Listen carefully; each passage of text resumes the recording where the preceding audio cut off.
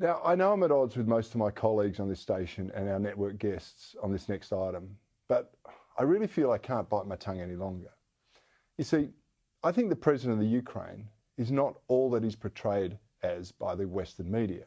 I mean, if you believe the spin, he's the second coming of Winston Churchill and he'll be remembered as the great hero saving his people from the evil Russians. I'm the first to admit that Putin isn't a good guy either. But what the West glosses over is the terrible things that have happened to the primarily ethnic Russian people in parts of the Ukraine under Zelensky's rule. These people comprise the largest Russian community outside of Russia, and they make up about 17% of the Ukrainian population. And they live in primarily Russian regions and have effectively been in a civil war with the Ukrainian government since 2015. This was just after they were promised a vote on independence in 2014. That vote has never taken place. Zelensky promised to end the civil war. He clearly hasn't done so.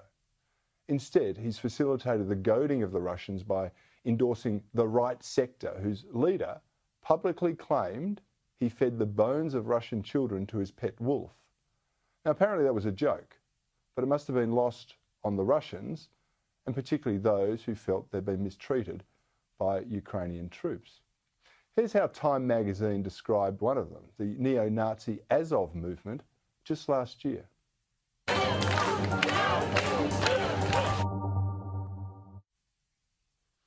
Commentator Glenn Greenwald sums it up nicely with this tweet.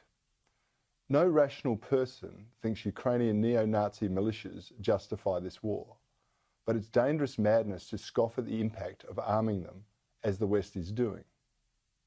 In the words of President Zelensky, they are what they are. Have you clear something up for us?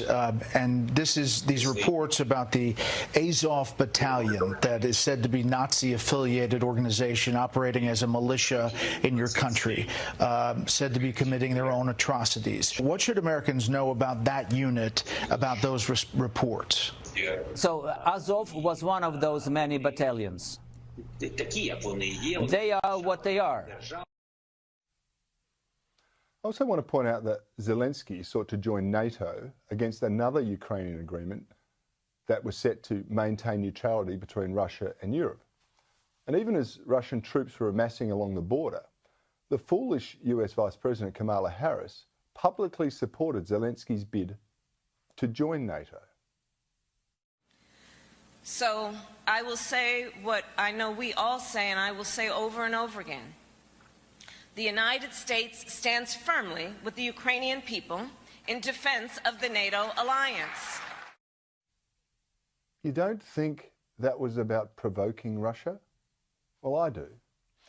In any event, like most marketers, Zelensky knows that image is everything. That's why he's always pictured wearing his army green T-shirt. You see, it portrays him as a man of action and part of the front line. Well, that myth was debunked early in the campaign when his staged pick-ops in battle regalia were exposed as totally contrived. Since then, it's been the T-shirt of disrespect, which he's paraded in every single parliament around the world just about, begging for more money and arms, as one of the most corrupt countries in Europe. And he even wore it on his Vogue magazine photo shoot this week. It was as contrived as everything else as far as I'm concerned, and it was just like what we've seen being presented in this war. The propaganda coming out of the presidential office rivals only that coming out of the Kremlin. It's just that one side's lies are being dutifully regurgitated across the Western world to sustain a proxy war. It's a battle between the East and the West. Few are seeking to diffuse this conflict, and instead I think many of them are much more intent on escalating it and potentially creating World War III. To my mind, and I've said this right from the start, the simple answer to this conflict is to allow the Minsk Agreement, which allows the predominantly Russian areas to vote on their independence.